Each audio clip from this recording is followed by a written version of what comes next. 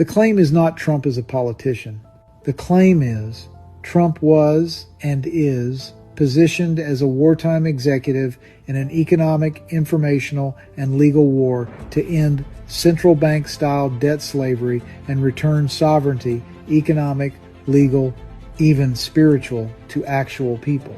In plain English, end rule by debt, restore rule by consent, shine light into darkness so people can see reality, end double standards, replace debt notes with honest money, replace coercion with mutual consent, replace trust us institutions with verifiable, auditable settlement.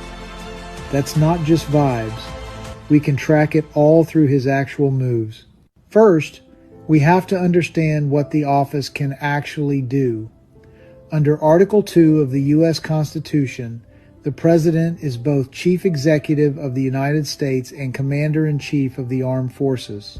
The Commander-in-Chief clause gives the President direct authority to direct military operations and deploy force to protect our national security, especially once a conflict or threat has been defined.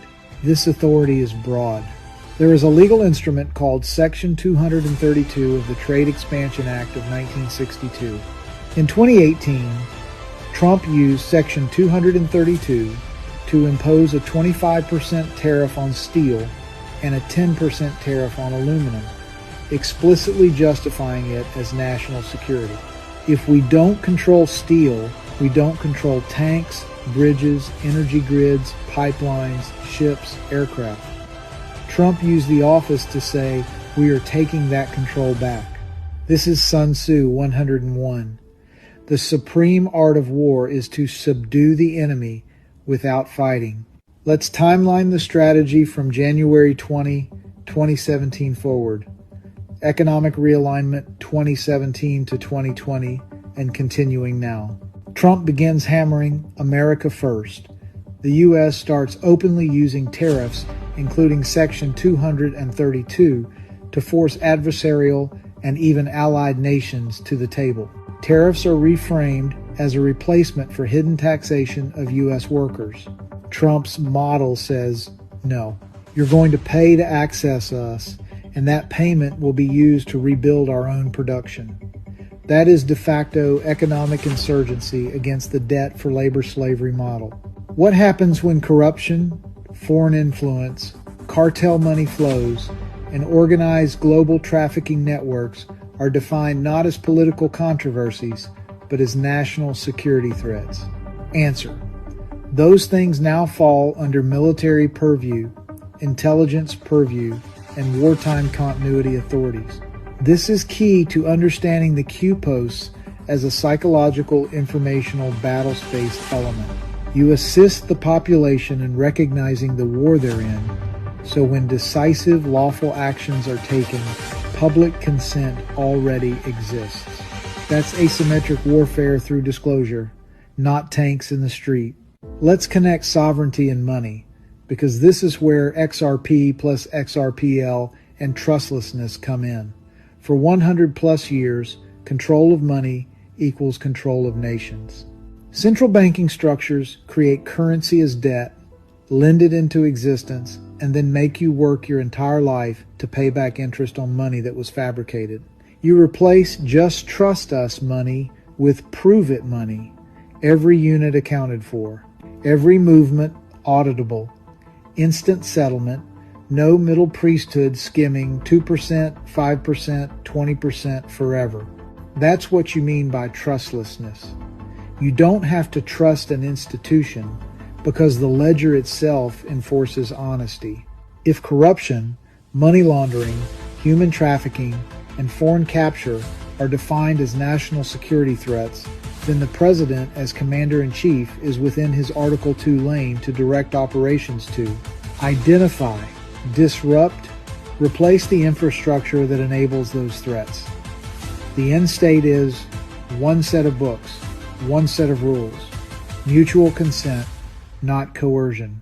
Because once you lock value transfer to transparent math and mutual consent, you end secret bribes, off-ledger wars, laundering networks, That is justice for all.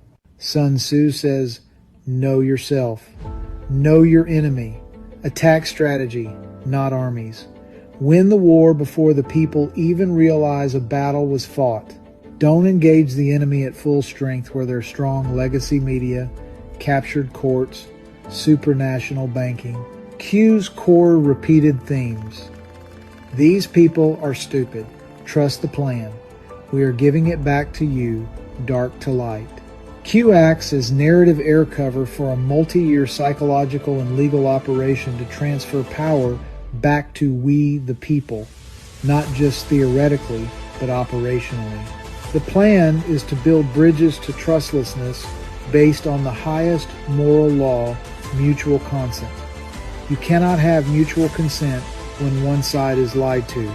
So, reveal fraud, consent is reset, illegitimate power structures lose their cloak, sovereign people regain standing.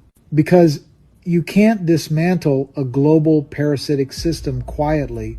From 2017 to now, what have we watched? Trade wars, tariff wars, currency wars, media wars, censorship wars, information ops, lawfare, indictments, non-stop attempts to criminalize one man's existence. When advisors and opponents are fighting in public about whether a president has plenary authority over the military domestically, they're arguing over, can the executive legally use military authority to restore order if civilian institutions are captured or corrupted? That is the end game in any continuity of government wartime power scenario. Who is the sovereign, the banker or the people? And the oath, critically, is sworn to the Constitution, not to a party, not to a bureaucracy, not to a global cartel. Now we test all of this against God's law and simple morality. God's order is consistent. Truth is light. Light reveals corruption. Consent matters.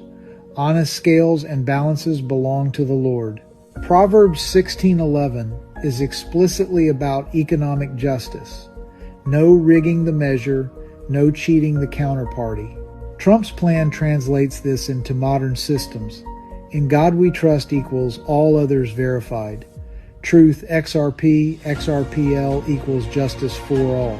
Trump declared the end of priest class intermediaries who sit between you and your own labor energy. Is that consistent with Christ's pattern? Flip the tables of the money changers. Is it consistent with the Declaration of Independence? Yes. Is it consistent with Sun Tzu's mandate to win without destroying your own people? Yes.